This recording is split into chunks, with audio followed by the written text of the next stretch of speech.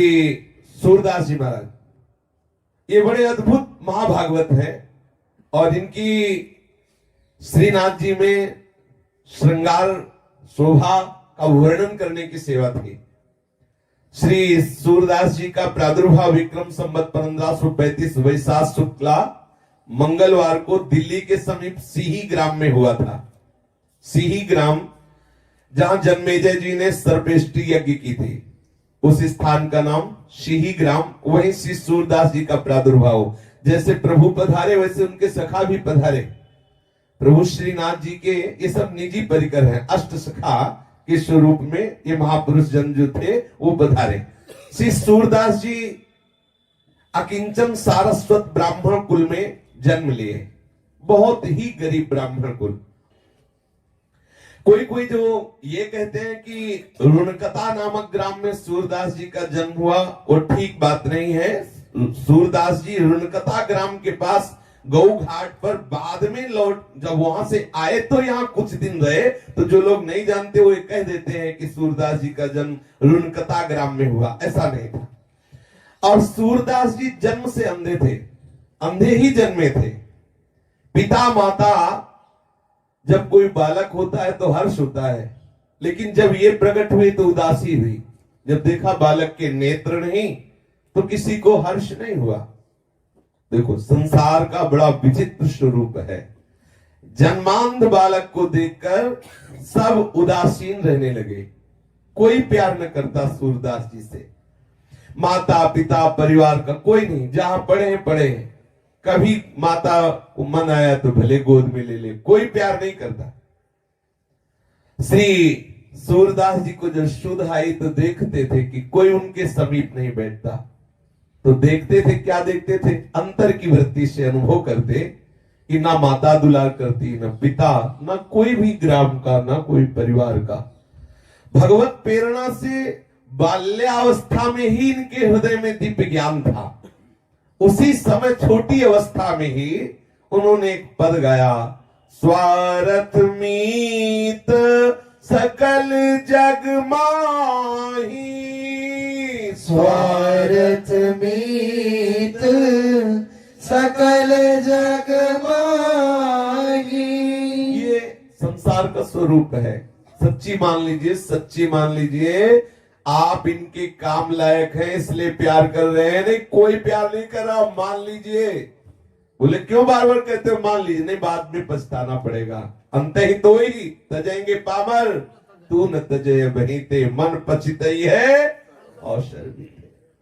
इतना पिता स्वार्थी कि कभी गोद में नहीं लिया सूरदास जी को, कभी दुलार नहीं किया, कभी माता ने प्यार नहीं किया, कभी कोई पास नहीं बैठता। अब आप विचार कीजिए जरा, सब उपेक्षा। अच्छा, इस उपेक्षा का लाभ हुआ सूरदास जी को। हर समय बस एक बात हुई कि मुझ अंधे का तो एक ही सहारा है, श्री कृष्ण श्री कृष्ण श्री कृष्ण श्री कृष्ण। यह है कृपा। हम तो चाहते हैं सबके ऊपर ऐसी कृपा हो सबके ऊपर ऐसी। अरे वो आंख से अंधे थे, हम तो दिमाग से अंधे हैं।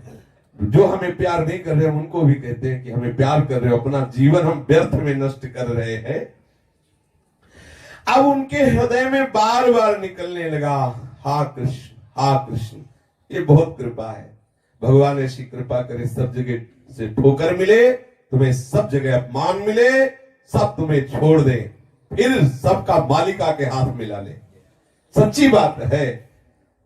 सुनेरी मैंने निर्बल के बदला, जिसका कोई नहीं होता मेरा ठाकुर उसको दुलार करता है।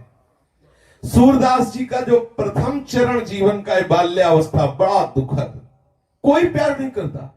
कभी याद आ गई तो मां उपेक्षा पूर्वक रोटी दे देती, नहीं सभी मनाते थे मर जाए तो अच्छा है। उनको दिखाई तो देता नहीं कहां शौच जाना है, क्या करना है। अब आप थोड़ी देर आंख मूंद के ऐसा भाव करें कि जिसकी आंखें ना हो उसको कितना कष्ट होता है। सोचो, आप थोड़ी देर आप भावना करें, आप अपनी आंखें मूंदे, फिर सोचें, चल के देखिए, खाने पीने की उठने बैठ, आप सोचो कितना भयानक। और फिर कोई प्यार ना करे, और कौन प्यार करेगा? सब स्वार्थी। आप देख लीजिए, प्रकट में इस महापुरुष के जीवन में देख लीजिए, सूरदास जी के हृदय में बड़ा एक व्याकुलता जनित दुख उदय हुआ कि कोई मुझे प्यार नहीं कर रहा। उसी समय सूरदास जी ने इस पद की रचना की, सुनेरी मैंने निर्बल के बलराम।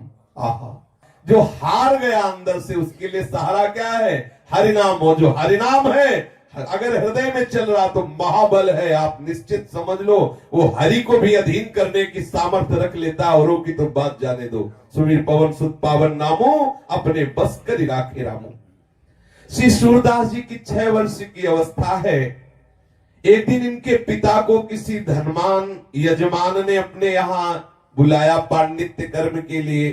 सारस्वत ब्राह्मण थे, कुछ उपरोहित कर्म किया तो उसने 2 मोहरें दी। बड़े प्रसन्न हुए, आए और समस्त परिवार से कहा कि भाई आज तो हमारे भाग्य खुल गए। सूरदास जी के पिताजी ने आज जजमान ने 2 मोहरें दी है और अब महीनों के लिए खूब खाने पीने के लिए हो गया। 2 मोहरें मिली हैं, बहुत सुंदर कपड़े में उसे लपेट करके ताक में रख दिया। अब संयोग की बात की रात में चूहा घुस गया और ताक में कपड़े में लपटी जो 2 मोहरें थी वो ले गया और छत में अपने बिल में रख दिया जाके। जब प्रातः कालीन पिताजी सूरदास जी के गए और ताक में देखा तो कपड़ा नहीं, मोहरे नहीं, बड़े दुखी हुए। अब तो छाती पीट पीट के रोना शुरू कर दिया। अब सूरदास जी ये सुन रहे हैं। सूरदास जी ने पिता को समझा, क्यों विलाप कर रहे हो? कृष्ण नाम से बढ़कर कोई मोहरे होती है क्या? अब तो सब का सब रोज सूरदास जी के ऊपर उतर गया। उनकी माता, उनके पिता कही, तू अभागा, जब से जन्मा तब से हमारे घर में विपत्ति ही विपत्ति है। ना तू भागता है ना तू मरता है, ऊपर से हमें समझा रहा है। सब सूरदास जी को कोसने लगे, बरस पड़े सूरदास जी के ऊपर। अरे अभागे, तू जिस दिन से जन्म लिया हमारा चैन खो गया, दुख ही दुख। सूरदास जी चुप हो गए, अंदर ही अंदर कृष्ण नाम रटने लगे कि प्रभु आपकी बड़ी विचित्र लीला है। सूरदास जी जब देखा कि सब गाली वाली दे के शांत है तो बोले, देखो आप इतना मोहरों से प्रेम करते हो, अगर मैं आपकी मोहरे बता दूं कहां है तो बोले तुमने चुराई? बोले नहीं नहीं चुराई नहीं, लेकिन मुझे पता है। तो बोले जब चुराई नहीं तो तुझे पता कैसे? बोले मुझे दिखा रहे हैं। बोले तेरे नेत्र नहीं है? बोले जो मेरे नेत्र नहीं है उन नेत्रों से उन्हें दिखाई दे रहे, मेरे जो नेत्र है वो तुम्हारे नहीं है, मैं उन नेत्रों से देख के बता रहा हूं। पर एक शर्त है, हम आपकी मोहरे बता देंगे जहां छुपी हुई है, पर फिर हम घर से निकलेंगे तो आप हमें रोकोगे नहीं। वो ऐसे ही उनसे प्यार नहीं कर रहे थे कोई। अरे बोले भैया तुम मोहरे बताओ, अभी जा, बता कहां रखी है। श्री सूरदास जी ने कहा ऊपर छत में जाइए, चूहे का बिल है, बिल के अंदर जाकर के उसे थोड़ा खोदिए। चूहा ले गया और वही है। पिताजी और परिवार के लोग भाग के गए। जब वहां गए तो ठीक जैसा सूरदास जी ने कहा था वैसे ही वो मोहरे मिल गए। अब लौट के आए, सूरदास जी ने कहा अच्छा तो अब हम चले। तो उनको लगा बेटे में चमत्कार है। तब उन्होंने कहा कि भाई अब तुम हमें छोड़ के कैसे जा? अभी कह रहे थे मर क्यों ले जाता, भागे।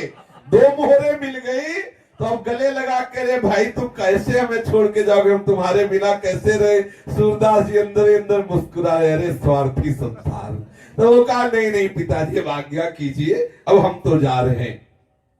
श्री सूरदास जी घर से राह में उनको छोड़ दिया गया। धीरे धीरे चल रहे हैं, 4 कोस पैदल चले। सोचो नई अवस्था है, आंखों से दिखाई नहीं दे रहा है और ये केवल बाहरी प्रेम के 2 शब्द बोले थे पिताजी ने, अरे रुक जाओ काहे को जा रहे? वो भी जो मोहरे मिल गई नहीं, अभी पहले कह रहे थे मर जाए। अच्छा ये बिल्कुल सच्ची मानो, बहुत धोखे में हो यदि आपको लग रहा हो तुम्हें कोई प्यार कर रहा है।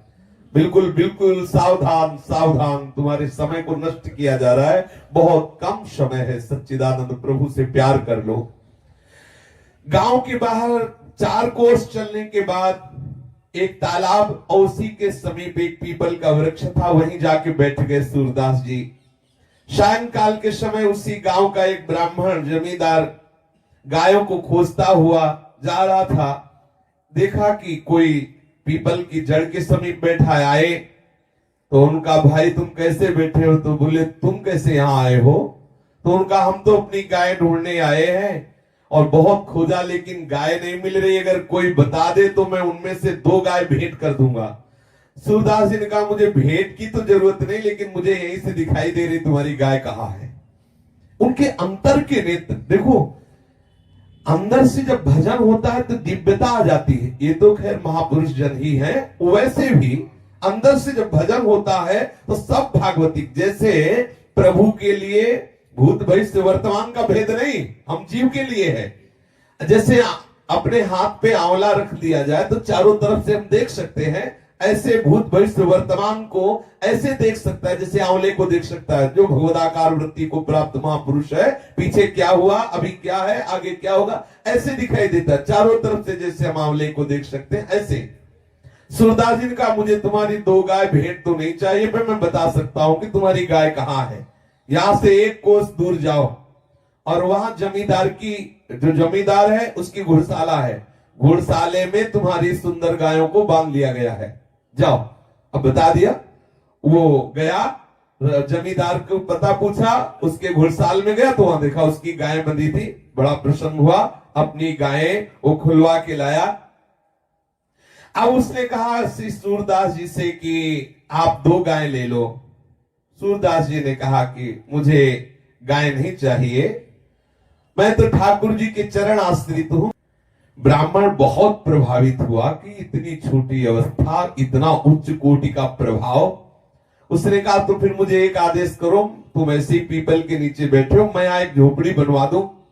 सूरदास जी ने कहा ठीक है, ये कर सकते हो। तो सुंदर एक झोपड़ी बनवा दी और खाने पीने की व्यवस्था कर दी, और 1-2 आदमियों से कहा कि इनकी देख रेख करते रहना, कोई इनको सतावे ना, क्योंकि इनको दिखता नहीं है।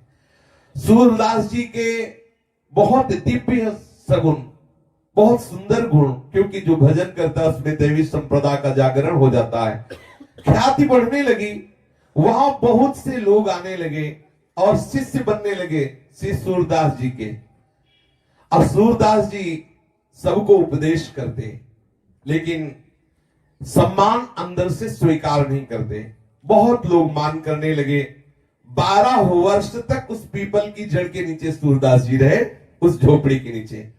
एक दिन रात्रि में सहसा सूरदास जी के मन में विचार आया था कि आए थे हरिभजनन को औटेला के पास, यहाँ तो बहुत लोग शिष्य बन गए, बहुत भीड़ हो गई, हमारा एकांत भंग हो रहा है, अब मुझे हटना चाहिए यहाँ से।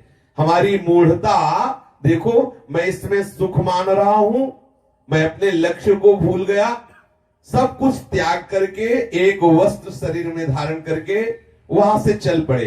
बिना विश्राम किए पूछते हुए फिर विश्राम घाट में आए, मथुरा में विश्राम घाट में, और यहां कुछ दिन घाट में रुके रहे। फिर यहां से रुनकता ग्राम के निकट यमुना घाट पर पहुंचे, जिसे गौ घाट कहते, वहां रहने लगे।